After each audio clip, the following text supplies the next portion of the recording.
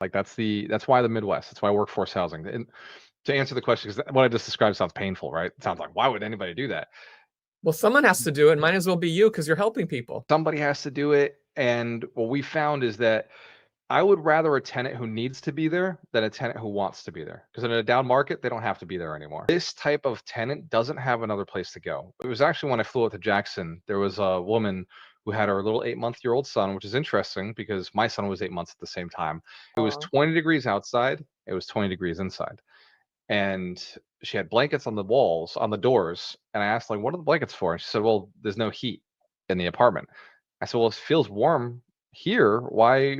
It's a little warmer than it is outside here. Because I went into one of those rooms, it was freezing. It was cold.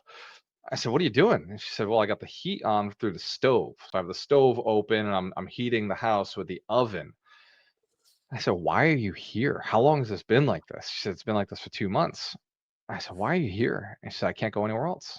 I have Section 8 and there's no way for me to go anywhere. Nobody will accept me. I've already put my money in for this and I have to stay here. So I left that apartment. I told my student at the time, I said, man, we got to go buy this building. Right. So we realized we had work to do. And that's why we're still out here doing this. I'm only back in operations because there's 40,000 units right now that are downed like this across the country in these states, in these 9 major cities. But meanwhile, the poor lady with her oven needed you to come fix it and make her have heat. So you're Yes, doing big service because that's not funny.